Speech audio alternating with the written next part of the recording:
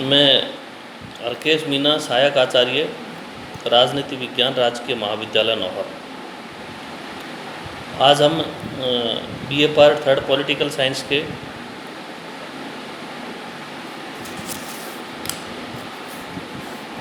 पाश्चात्य राजनीतिक विचारकों में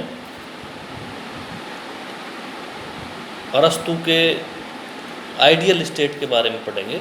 जैसे कि पिछले वीडियो में हमने अरस्तु के राज्य संबंधी विचारों के बारे में बताया था, राज्य की उत्पत्ति कैसे होती है, उसका कार्य क्या है। इस वीडियो में हम ये देखेंगे कि अरस्तु का जो आइडियल स्टेट था, अरस्तु का जो आदर्श राज्य था, तो जो सर्वोत्तम राज्य था, उसकी क्या क्या विशेषताएं थी। तो अरस्तु के जो आइडियल स्टेट की प्रमुख विशेषता थी, उसमें एक तो उनका था कि शासन के स्वर्णिम मध्य का सिद्धांत। जैसा कि उन्होंने अपने विचारों में ये कहा है कि राज्य मनुष्य के जीवन के लिए नहीं अपितु शुभ जीवन के लिए अस्तित्व में है।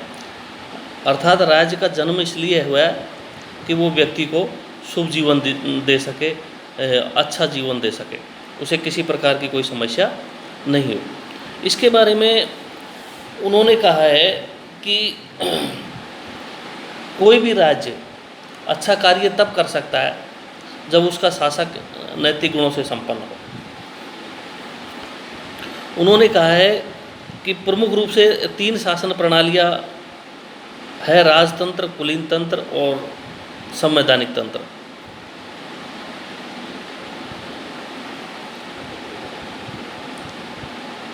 इसमें वो सबसे उत्कृष्ट जो शासन प्रणाली मानता है, वो मानता है संयंत्र लोकतंत्र को, अर्थात संवैधानिक तंत्र को। वो इसलिए कि उनका ये मानना है कि संवैधानिक लोकतंत्र जो होता है, संयंत्र लोकतंत्र की जो लोकतंत्रात्मक जो शासन प्रणाली होती है, वो अतिवादी नीतियों से मुक्त होती है। इसमें ये एक मिश्रित शासन प्रणाली होती है और इस शासन प्रणाली में जो है गुण और संख्या दोनों का इस्तेमाल किया जाता है। गुण में कुलीन तंत्र का मूल लक्षण जो गुण होता है वो इसमें शामिल हो जाता है, और लोकतंत्र का जो मूल लक्षण होता है संख्या, वो इसमें शामिल हो जाती है। तो इनका जो है दोनों का संयोग और संतुलन इस शासन प्रणाली में दिखाई पड़ता है। इसलिए अरस्तु जो है संयंत्र लोकतंत्र को उत्कृष्ट शासन प्रणाली मानता है। उसके बाद में इसके लिए वो कहता है कि ये जो है संयंत्र लोकतंत्र है, वो शुभ ऐसी शासन प्रणाली है जो अतिवादी नीतियों से मुक्त होती है और अति संपन्न वर्ग और जो बहुत ही ज़्यादा निर्धन वर्ग होता है, दोनों को अतिवादी आचरण करने से रोकती है।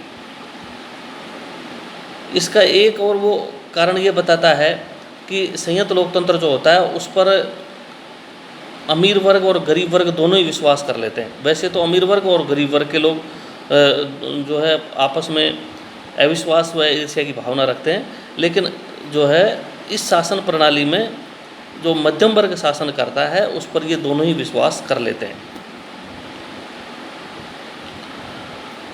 दूसरी वो महत्वपूर्ण विशेषता आदर्श राज्य की बताता है, वो बताता है विधि का शासन। यानी कि शासन सत्ता किसी व्यक्ति विशेष के अनुसार न चले, बल्कि कानून के अनुसार चले, उसमें विधि का शासन होना चाहिए। और विधि के शासन के लिए उन्होंने ये कहा है कि एक आदर्श राज्य में जो है संप्रभु किसी व्यक्ति को नहीं बल्कि संप्रभु विधि को होना चाहिए। उसके लिए उन्होंने कहा है कि विधि का जो शासन है वो एक तो निर्वैयक्तिक शासन होगा, यानी कि किसी व्यक्ति विशेष का शासन नहीं होगा जो कि राग और द्वेष की भावना से शासन व्यवस्था संचालित कर सके, ऐसा नहीं होगा। वो विधि का शासन होगा, कानून का शासन होगा। उसमें जो है राजा होगा, जो शासन करने वाला होगा, उसको भी विधि का पालन करना होगा। दूसरा वो विधि की महत्वता इसलिए बताता है कि विधि का निर्माण धीरे धीरे होता है, विधि के पीछे युगों का अनुभव होता है। और तब जाके जब कोई प्रथा धीरे धीरे कालांतर में आगे बढ़ती है और उसको सभी लोग और एडॉप्ट कर लेते हैं, तब जाके उसको विधि का रूप दिया जाता है। इसलिए विधि के पीछे युगों का अनुभव होता है और विधि के द्वारा जो शासन किया जाता है वो विवेकपूर्ण शासन होता है, क्योंकि राजतंत्रात्मक शासन प्रणाली होती है उसमें एक व्यक्ति का विवेक काम करता है, लेकिन जो संयुक्त लोकतंत्र होता है उसमें जो विधि का शासन होता है तो विधि जनता के चुने हुए प्रतिनिधियों के द्वारा उनका निर्माण किया जाता है। विधि का निर्माण, तो ऐसी विधि के पीछे एक तरह से सामूहिक बुद्धि काम करती है। तो ये एक जो शासन होता है वो विवेकपूर्ण शासन होता है। और आगे वो ये भी कहता है कि ये जो है निष्पक्ष शासन है। विधि का शासन निष्पक्ष शासन है, यानी कि किसी व्यक्ति विशेष की नहीं चलेगी, कोई पक्षपात की संभावना नहीं होगी। जैसा विधि आदेश देगी, जैसा विधि के अनुसार किया जाना उचित होगा वही किया जाएगा, तो ये निष्पक्ष शासन होगा। अगले वो विशेषता बताता है आदर्श शासन व्यवस्था की, या आदर्श राज्य की विशेषता जो वो बताता है वो है शासन के अंग। शासन के अंग भी यहाँ भी वो शासन के अंग अरस्तु ने 3 बताए: लोकप्रिय सभा, कार्यकारिणी सभा और न्यायपालिका। तो लोकप्रिय सभा कानूनों का निर्माण करेगी, कार्यकारिणी सभा कानूनों को लागू करेगी और न्यायपालिका न्याय संबंधी कार्य करेगी। अगला उनका जो आदर्श राज्य की जो विशेषता थी, या आदर्श राज्य में जो होना चाहिए था वो जनसंख्या के बारे में उन्होंने कहा है कि जनसंख्या कम भी नहीं होनी चाहिए और जनसंख्या ज़्यादा भी नहीं होनी चाहिए। जनसंख्या इतनी कम नहीं होनी चाहिए कि वो राज्य की आवश्यकताओं की पूर्ति न कर सके, और जनसंख्या इतनी ज़्यादा भी नहीं होनी चाहिए कि उसका पालन पोषण जो राज्य के संसाधनों पर भारी पड़ जाए। इसलिए इसके बारे में भी उन्होंने मध्यम मार्ग अपनाया और ये कहा है कि जनसंख्या जो है ना कम होनी चाहिए और ना ज़्यादा होनी चाहिए। उसका जो राज्य का जो भौगोलिक क्षेत्र है और जहाँ वो राज्य अवस्थित है उसके अनुसार उन्होंने ये कहा है कि राज्य ऐसी जगह पर होना चाहिए जहाँ उसकी सीमाएं चारों तरफ से सुरक्षित हो, दुश्मन उस पर आसानी से आक्रमण नहीं कर सके, और उसका भूभाग है जो ऐसा होना चाहिए कि वहाँ पे पर्याप्त मात्रा में खाद्यान्न उत्पादन हो सके ताकि नागरिकों का पालन पोषण किया जा सके, जनता का पालन पोषण आसानी से किया जा सके। इसके साथ ही उन्होंने अरस्तु ने समाज के जो वर्ग बताए हैं और उनके अलग अलग कार्य बताए, इस हिसाब से उसने जो है समाज के जो कार्य बताए वो है जैसे भोजन का कार्य, कला कौशल, रक्षा, व्यापार, सार्वजनिक पूजा पाठ, सार्वजनिक हित के कार्य, इस तरह के कार्य उन्होंने बताए। इसके अनुसार उन्होंने जो है सभी को जो है 6 वर्गों में विभाजित किया है, यानी जो है कृषक वर्ग और शिल्पी वर्ग, योद्धा वर्ग, संपत्तिशाली वर्ग, पुरोहित वर्ग और प्रशासक वर्ग, ये 6 वर्ग वो बताते हैं। और 6 वर्गों के बारे में जो प्रथम 2 वर्ग है कृषक वर्ग और शिल्पी वर्ग है, ये इसमें जो है मूलतः दास वर्ग होते हैं और अरस्तु जो है इनको राज्य का नागरिक नहीं मानता है। शेष 4 वर्गों को वह नागरिकता का अधिकार प्रदान करता है और वो कहता है कि प्रत्येक नागरिक अपनी आयु के विभिन्न स्तरों पर इन कार्यों को करेगा।